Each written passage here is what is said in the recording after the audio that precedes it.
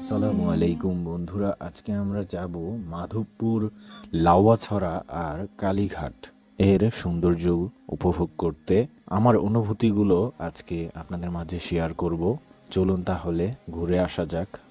আপনারা এই ভিডিওটি স্কিপ না করে দেখতেই থাকুন।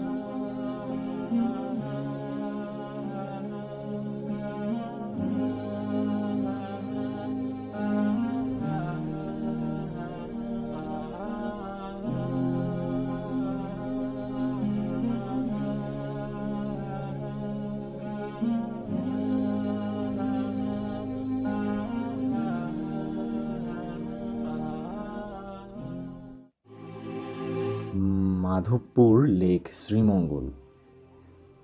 সবুজ পাহাড়ের কোলে নীল জলের নীরব ঠিকানা মাধবপুর লেক। এখানে এসে মনে হয় প্রকৃতি নিজে হাতে সময়টাকে থামিয়ে দিয়েছে।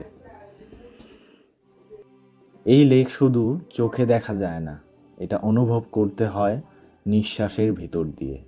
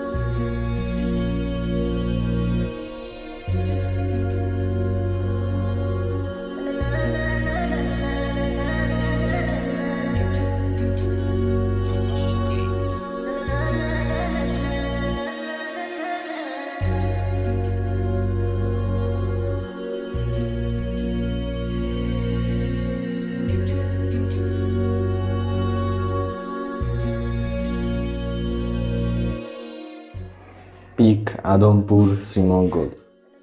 এখানে আসলে বেশি কিছু নেই, শুধু দূর দূর পর্যন্ত ছড়িয়ে থাকা চা বাগান, সবুজ পাতার ভেতর দিয়ে হালকা বাতাস বইছে, চারপাশে একদম শান্ত।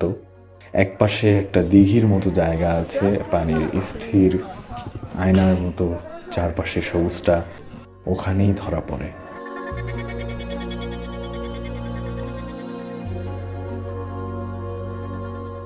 কোনো কোলাহল নেই, কোনো ভিড় নেই, শুধু নেচার আর নিজের সাথে একটু সময়। এই জায়গার সৌন্দর্যটা শান্ত থাকার জন্য।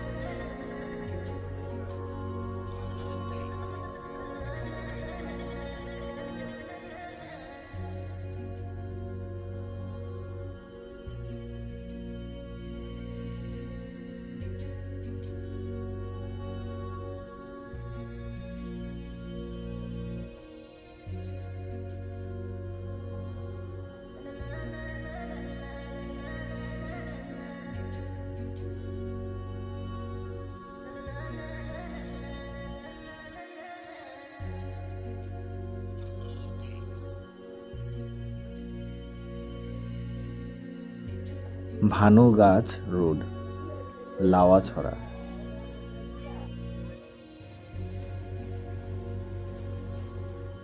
ভানুগাছ রোড মানেই সবুজের ভেতর দিয়ে এগিয়ে চলা এক শান্ত যাত্রা। দুই পাশে চা বাগানের সারি, যেন প্রকৃতি নিজেই রাস্তার দুধারে দাঁড়িয়ে স্বাগত জানাচ্ছে। এই রাস্তায় চলতে চলতে শহরের কোলাহল ধীরে ধীরে হারিয়ে যায়, আর মনটা ভরে ওঠে নির্ভেজাল শান্তিতে।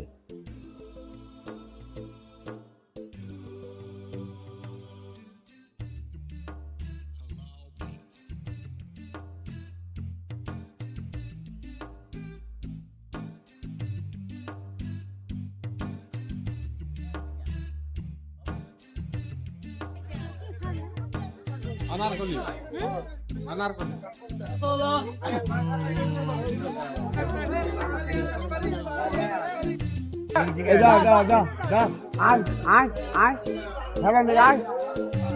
ওই যে শালা দিকে ডরায় ব্যক্তি এইটার দিকে ডরায় ওই যাবে আর নাও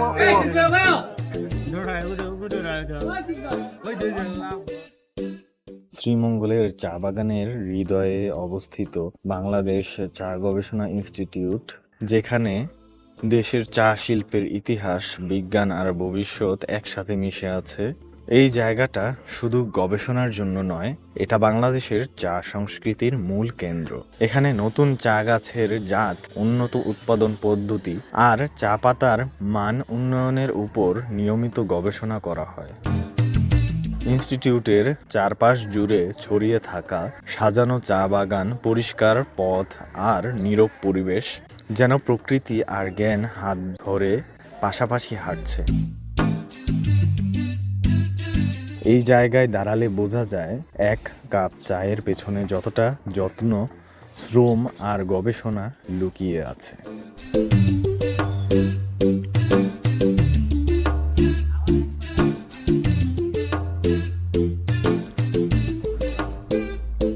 একটা দিন শেষ হতে চলেছে। শ্রীমঙ্গলের পথ, সবুজ আর নীরবতা এখন স্মৃতিতে ধরা দিচ্ছে। শরীর ক্লান্ত, কিন্তু মনটা অদ্ভুতভাবে ভরপুর। হোটেলের দিকে এগোতে এগোতে মনে হয় এই জায়গাটা শুধু ঘোরা নয়, এটা ধীরে ধীরে অনুভব করার।